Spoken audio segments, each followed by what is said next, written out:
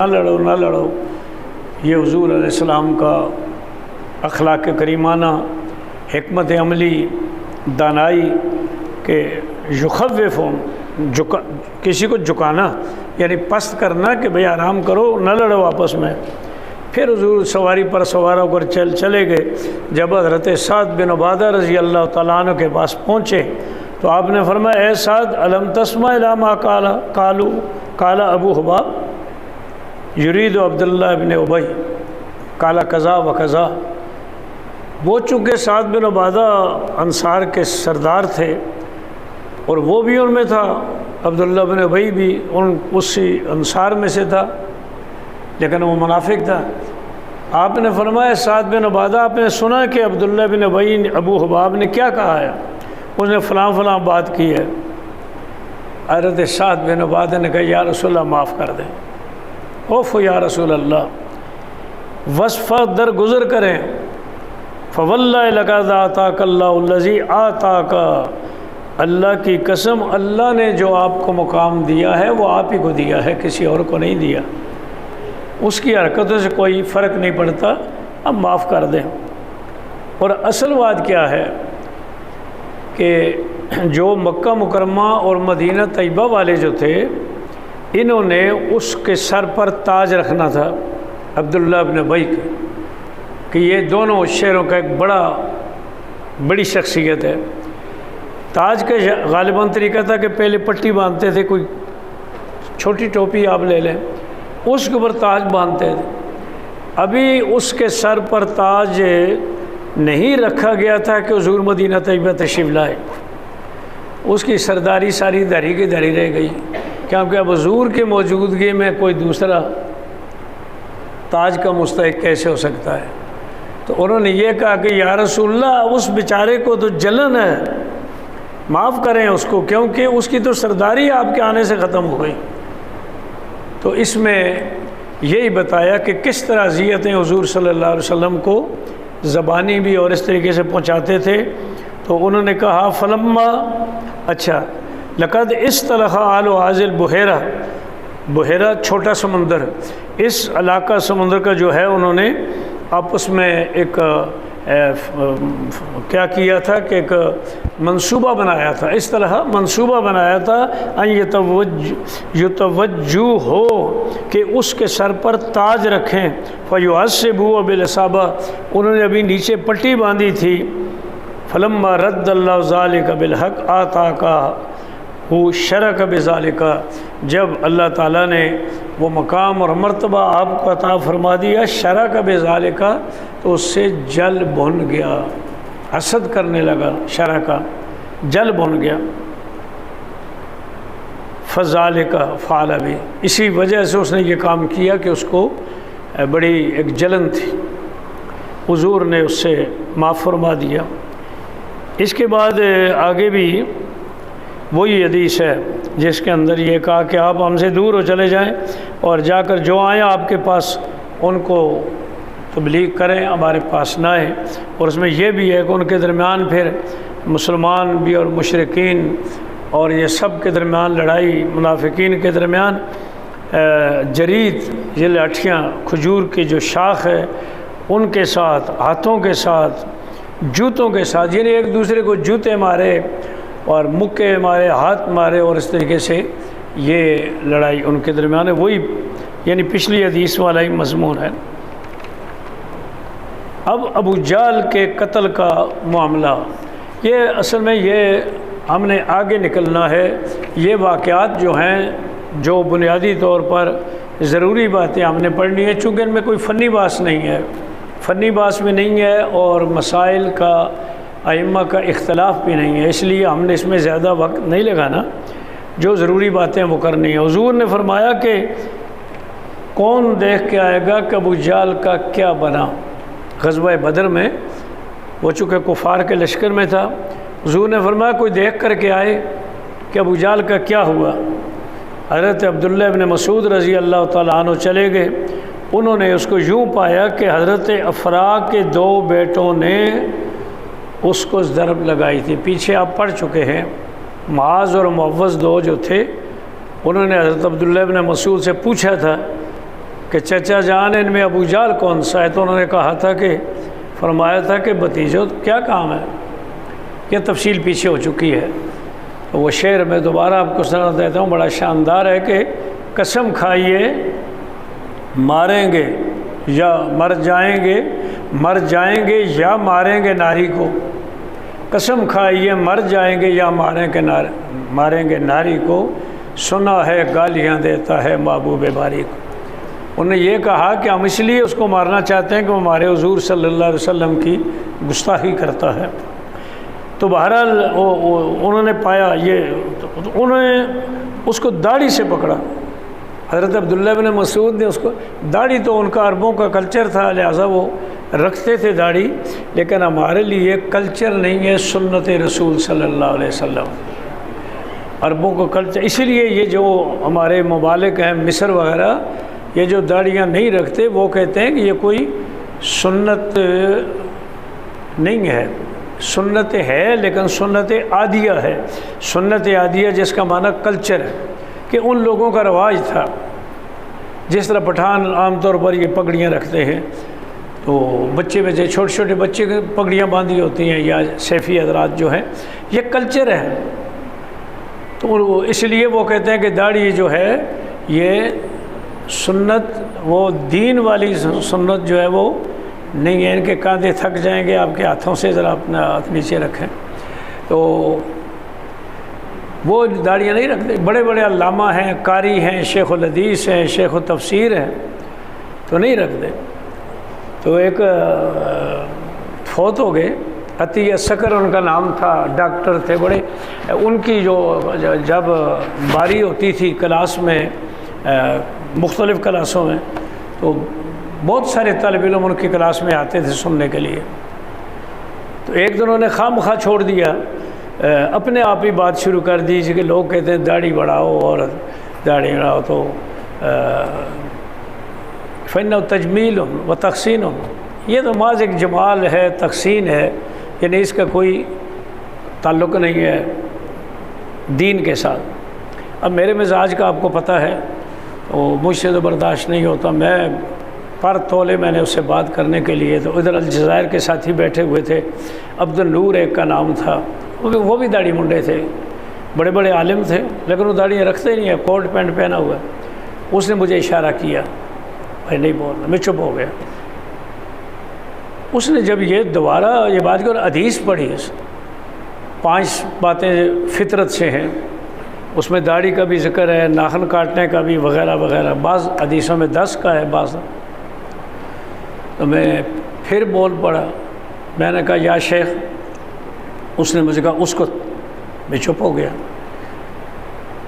میں بہرحال میرے اندر جو بات تھی نا وہ میں ٹھہر نہیں سکتا۔ پھر میں نے کہا یا شیخ، مل فرق بین حاضل خمس عملاً بین اللحیہ و بین الاربع الاخر، 4 چیزوں پر آپ عمل کرتے ہیں اور داڑھی پر عمل نہیں کرتے، فرق کیا ہے؟ جب حضور نے 5 چیزیں فطرت کی بیان کی ہیں، آپ ناخن بھی کاٹتے ہیں، زیر ناف بال بھی صاف کرتے ہیں، بغلوں کو بھی صاف کرتے ہیں، اور داڑھی کے حکم ہے اس کو بڑھانے کا، وہ کیوں نہیں کرتے؟ کہتے ہیں ما فہم تو کلامہ کا، میں تیری بات نہیں سمجھ سکا۔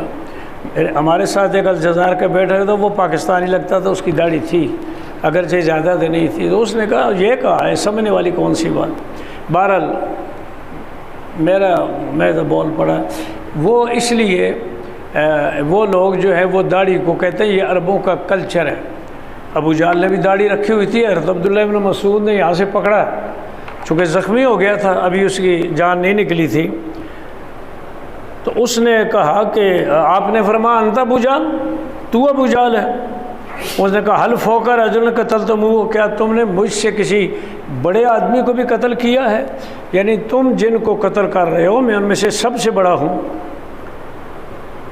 او کالا قتل قوم ہو، قتل تو منہ ہو یا قتل ہو قوم ہو، جس کو اس کی قوم نے قتل کیا۔ تو ابو جہل نے یہ بھی کہا فلو غیر اکار قتلنی، کاش کہ مجھے کاشتکار کے علاوہ کوئی قتل کرتا، چونکہ آپ کاشتکار ہیں، زمینیں مدینہ طیبہ میں تھیں، یعنی ابو جہل تو مکہ سے آیا تھا، وہاں تو تجارت تھی، مدینہ طیبہ میں باغ تھے، زمینیں تھیں، تو اس نے اپنی توہین سمجھی کہ حضرت عبداللہ ابن مسعود یا یہ مجھے قتل کریں کہ یہ تو ذمہ دار کاشتکار لوگ ہیں، تو بہرحال اس کو قتل کر دیا گیا۔ اور اس کے بعد یہ ہے جی کہ کعب بن اشرف طاغوت الیہود، یہودیوں کا سرغنہ کعب بن اشرف جو تھا، اس کے قتل کے بارے میں بھی حضور نے فرمایا من لکعب بن اشرف، کعب بن اشرف کے لیے کون ہے؟ فَإِنَّهُ قَدْ آذَى اللَّهَ وَرَسُولَهُ، اس نے اللہ اور اس کے رسول کو اذیت پہنچائی۔ حالانکہ اللہ کو اذیت براہ راست نہیں تھی، لیکن اللہ کے رسول کو اذیت پہنچانا اللہ کو اذیت پہنچانا ہے۔ حضور نے فرمایا نا کہ فاطمہ میرے جگر کا ٹکڑا ہے، جس نے ان کو اذیت پہنچائی اس نے مجھے اذیت پہنچائی، اور جس نے مجھے اذیت پہنچائی اس نے اللہ کو اذیت پہنچائی۔ تو حضور نے فرمایا اس نے اللہ اور اس کے رسول کا اذیت پہنچائی۔ فقال محمد بن مسلمہ یا رسول اللہ تحب ان اقتلہ، یا رسول اللہ کیا آپ چاہتے ہیں کہ میں اسے قتل کر دوں؟ حضور نے فرمایا ہاں میں یہی چاہتا ہوں کہ اسے قتل کیا جائے۔ قال اذن لی فلاکل، عبارت مختصر ہے، انہوں نے کہا حضور مجھے اجازت دیں تاکہ میں کوئی لگی لپٹی باتیں کروں۔ کسی کو آپ اپنے قابو میں کرنے کے لیے تھوڑا سا اس کے ساتھ ادھر ادھر کی باتیں کرنی پڑتی ہیں نا، اپنے ظاہر کرنا پڑتا ہے میں تیرا خیر خواہ ہوں، یہ ہوں وہ ہوں۔ حضور مجھے اجازت دے دیں کہ میں کوئی ایسی باتیں کروں تاکہ اس کو شیشے میں اتار لوں۔ شیشے میں اتارنے کا معنی سمجھتے ہیں نا، تاکہ وہ مجھ پر اعتماد کرے۔ حضور نے فرمایا کل اجازت ہے۔ آپ تشریف لائے اس کے پاس، اور آپ ذکر ما بینہما، ان کے درمیان جو پرانی دوستی چلی آ رہی تھی اس کا بھی ذکر کیا، اور کہا کہ اس شخص نے ہم سے صدقے کا ارادہ کیا اور ہمیں تھکا دیا ہے۔ کس شخص نے؟ حضور علیہ السلام نے۔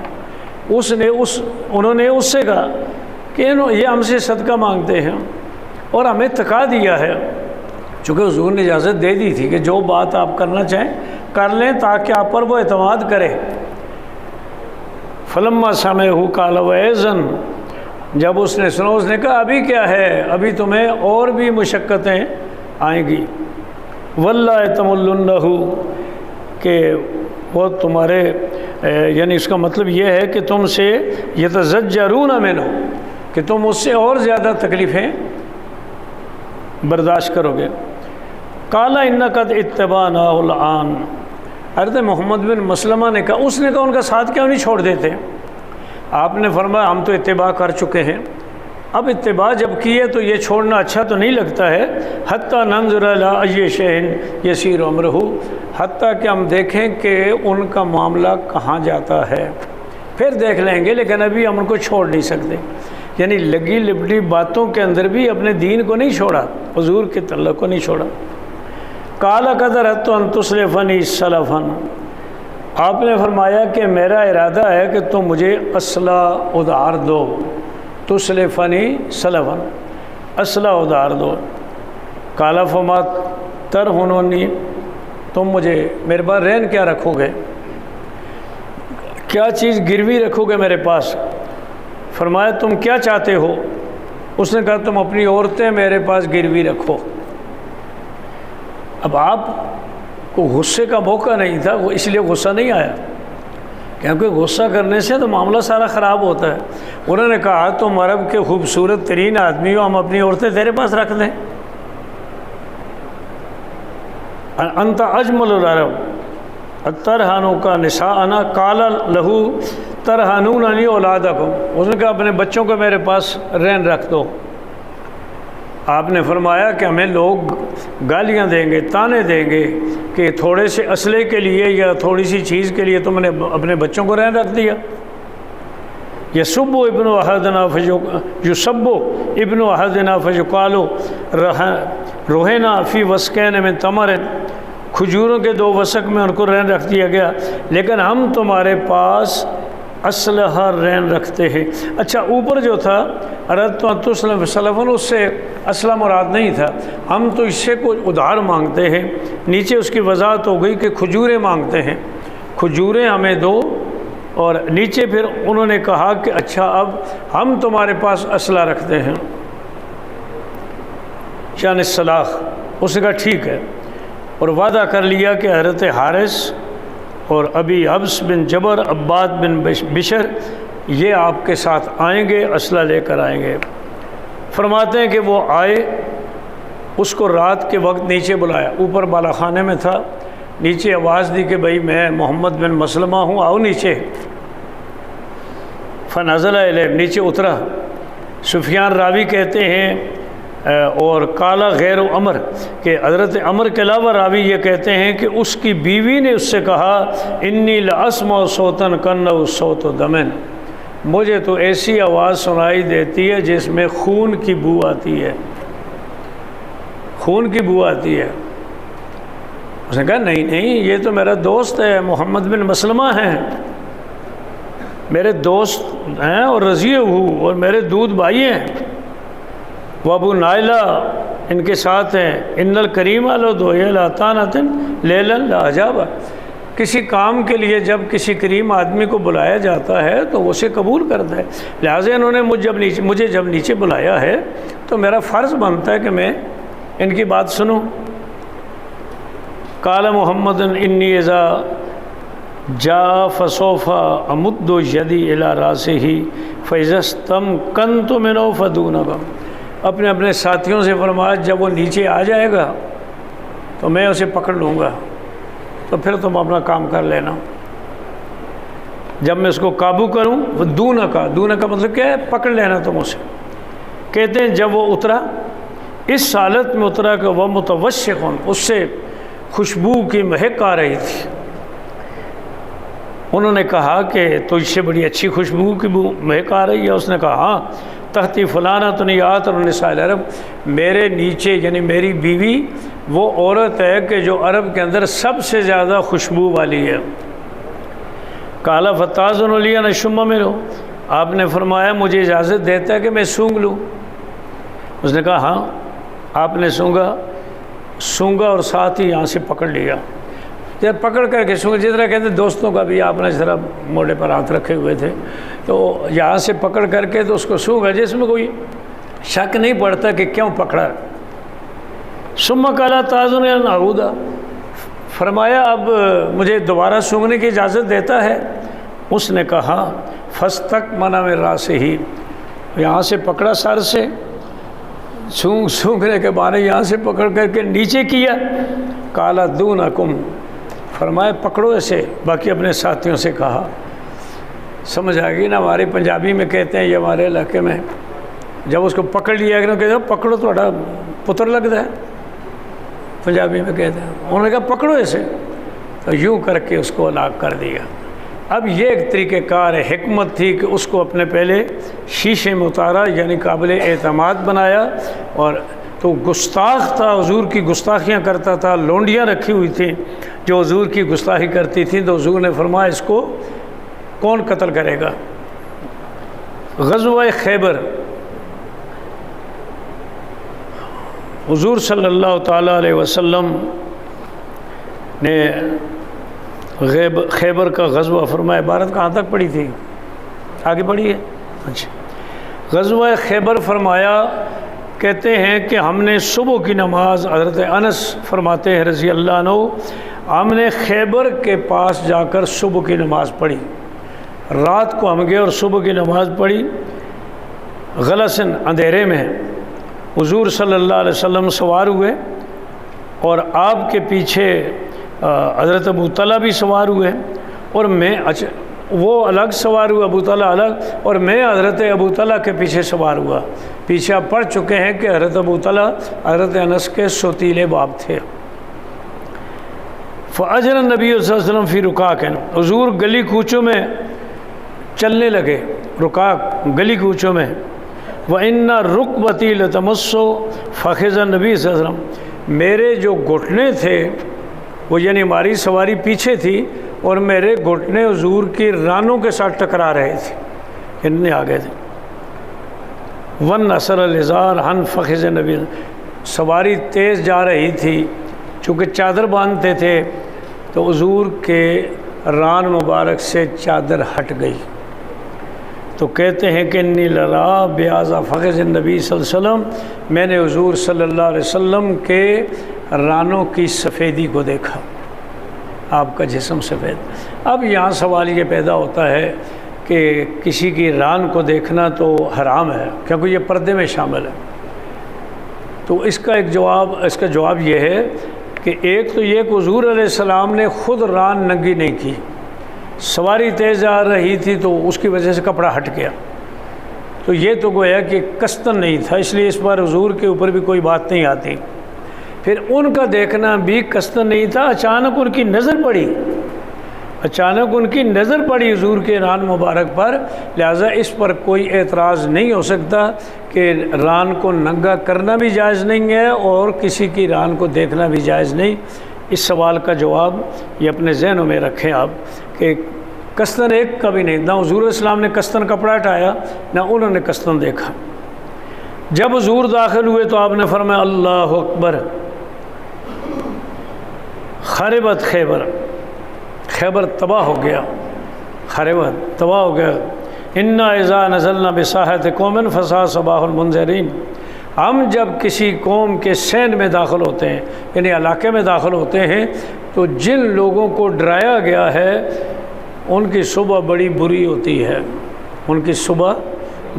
ہوتی ہے، تین مرتبہ آپ نے فرمایا قال وقت خرج القوم لا اعمالہم، اس وقت اب چونکہ اس کے بعد سورج چڑھ گیا، اس وقت لوگ اپنے کاموں کے لیے نکل آئے تھے، اپنی زمینوں میں باغات میں نکل آئے تھے۔ فقالوا محمد، انہوں نے جب دیکھا کہ حضور، انہوں نے کہا یہ تو محمد صلی اللہ علیہ وسلم ہے۔ وقال بعض اصحابنا والخمیس، بعض روایتوں میں یہ بھی ہے کہ وہ لشکر حضور ہیں، حضور کے ساتھ لشکر ہے۔ وَأَصَبْنَا عَنْ وَطَنٍ، اور فرماتے ہیں کہ ہم نے ان کو قہراً فتح کیا تھا۔ اب اس میں اختلاف ہے کہ خیبر جو تھا وہ صلح سے فتح ہوا تھا یا غلبے سے فتح ہوا تھا، تو اس کا کچھ ایسا جو تھا وہ غلبے سے فتح ہوا تھا لڑائی کے ساتھ، اور کچھ ایسا جو ہے وہ صلح کے ساتھ فتح ہوا تھا۔ اس کے بعد حضرت انس وہی فرماتے ہیں کہ میں حضور کے پیچھے، حضرت ابو طلحہ کے پیچھے تھا اور میرے قدم حضور کے قدموں کے ساتھ مس کر رہے تھے، پس ہم آئے، اس وقت سورج چڑھ گیا تھا اور وہ نکل گئے۔ خرجوا مواشیہم، اپنے جانوروں کو اخرجوا، نکالا انہوں نے، یعنی صبح ہوتی ہے تو جس طرح چراگاہوں میں اور لوگ اپنے جانوروں کو لے جاتے ہیں، اور فاس ان کی جمع کلاڑیاں، مقاتل ان کی ٹوکریاں، وہ مروریں، بیلچے، یعنی وہ جس طرح زمیندار لوگ جاتے ہیں تو بیلچے ہوتے ہیں، کلاڑیاں ہوتی ہیں، ٹوکریاں ہوتی ہیں، وہ لے کر کے اپنے باغوں کی طرف جا رہے تھے۔ فقالوا محمد والخمیس، یہ تو محمد صلی اللہ علیہ وسلم ان کا لشکر ہے۔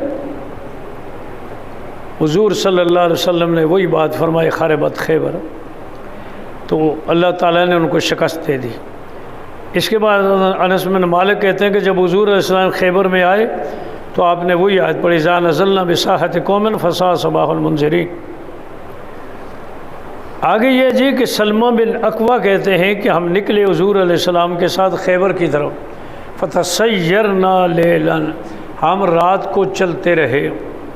فقال رجل من القوم لعامر بن الاقویٰ، سلمہ بن اقویٰ کے بھائی تھے عامر بن اقویٰ اور شاعر تھے، تو ایک آدمی نے کہا اپنے شعر سناؤ ذرا۔ اور یہ اچھی بات ہے جب آدمی سفر کر رہا ہو، ساتھ کوئی شعر پڑھ رہے ہوں، نعت پڑھ رہے ہوں، دوسرے لوگ تو مائیے گاتے ہیں لیکن اسلامی طریقہ کار ہے، تو اس میں راستہ بھی طے ہو جاتا ہے اور ایک دوسرے کے ساتھ گویا کہ مانوس ہو جاتے ہیں۔ تو انہوں نے کہا کچھ اپنے شعر پڑھو، قافلہ چل رہا تھا۔ عامر بن اقویٰ سے کہا اللہ تسمعنا من ہنیئاتک، کہ یعنی آپ کے جو اشعار ہیں وہ آپ سناتے نہیں ہیں۔ حضرت عامر شاعر تھے۔ فنظرا اترے یہدو بالقوم، یہدو کا معنی ہوتا ہے ہدی خواں، فارسی میں کہتے ہیں۔ ہدی کا مطلب ہوتا ہے کہ شعروں کا مقابلہ کرنا، ایک سے ایک پڑھ رہا ہے، ایک نے نعت پڑھی، آپ نے کہا تم پڑھو، اس نے پڑھی تم پڑھو، تو وہ ہدی خوانی اس کو کہتے ہیں۔ اور انہوں نے کہا کہ اللہم لولا انت مہتدینا، اے اللہ اگر تو نہ ہوتا تو ہمیں ہدایت نہ ملتی، ولا تصدقنا ولا صلینا، نہ ہم صدقہ کرتے نہ ہم نماز پڑھتے، فغفر فدا لک ما مکتفینا، بس ہمیں بخش دے جو ہم نے کسب کیا، ہم تیرے اوپر فدا ہوتے ہیں۔ اور وثبت الاقدام، اللہ کہنا اگر دشمن سے مقابلہ ہو تو ہمیں ثابت قدم رکھنا، وَأَلْقِيَنْ سَكِينَةَ عَلَيْنَا، یہ نون خفیفہ ہے، القین، اور ہمارے اوپر سکون ڈال دے، اِنَّا اِذَا سِیخَ بِنَا أَتَيْنَا، ہمیں جب پکارا جاتا ہے تو ہم آتے ہیں، یعنی جب کوئی ہمیں پکارتا ہے تو ہم اس کی مدد کے لیے آتے ہیں۔ یہ شعر انہوں نے پڑھے، وَبِالصَّوَاخِ أَوَّلُوا عَلَيْنَا، اور صبح کے وقت ان لوگوں نے ہم سے استغاثہ کیا، اولوا علینا یعنی ہم سے مدد مانگی۔ حضور علیہ السلام نے فرمایا من عاذ السائق، یہ سائق کون ہے؟ میں نے بتایا تھا کہ سائق جو پیچھے چلتے ہیں، قائد جو آگے چلتے ہیں، تو پوچھا کون ہے؟ ان کا جی عامر ہیں۔ حضور نے فرمایا یرحمہ اللہ، اللہ ان پر رحم کرے۔ اور جس کے بارے میں حضور یہ کہتے تھے اللہ اس پر رحم کرے، وہ جلدی دنیا سے رخصت ہو جاتا تھا۔ یہ حضور کے صحابہ کرام کو پتہ۔ حضور نے فرمایا یرحم اللہ، اللہ اس پر رحم کرے۔ ایک شخص نے قوم میں سے ایک نے کہا وجبت یا رسول اللہ، یا رسول اللہ واجب ہو گئی، یعنی ان کی شہادت واجب ہو گئی، اب تو وہ شہید ہو جائیں گے۔ لولا امتعتنا بہ، آپ نے ہم ان سے نفع کیوں نہیں حاصل کرنے دیا؟ یعنی وہ کچھ اور زمانہ زندہ رہتے، ہم ان سے نفع حاصل کرتے، آپ نے یرحم اللہ کہہ کر کے تو ہم سے جدا کر دیا، کیوں نہیں آپ نے ہمیں ان سے نفع حاصل کرنے دیا؟ قال فاتحنا خیبرہ، ہم خیبر میں آئے، ہم نے ان کا محاصرہ کیا، حتیٰ کہ ہمیں سخت بھوک لگی، مخمصۃ شدیدہ۔ پھر فرمایا ان اللہ فتح علیکم، حضور نے فرمایا اللہ نے تم پر فتح کر دیا، خیبر فتح ہو گیا۔ بس جب شام کا وقت ہوا، لوگ آئے، اب چونکہ بھوک لگی ہوئی تھی اور خیبر ان پر فتح ہو گیا، انہوں نے بہت ساری آگ جلائی، یعنی بہت سارے چولہے جلائے۔ حضور نے فرمایا معاذ نیران علی ای شیء توقدون، یہ آگ کیسی ہے اور کس چیز پر یہ آگ جلا رہے ہیں؟ کس چیز پر کا مطلب ہے کس چیز کے نیچے، یعنی کیا پکا رہے ہیں؟ یہ آگ کس چیز پر جلا رہے ہیں، یعنی کس چیز کے لیے جلا رہے ہیں؟ انہوں نے کہا جی گوشت پر۔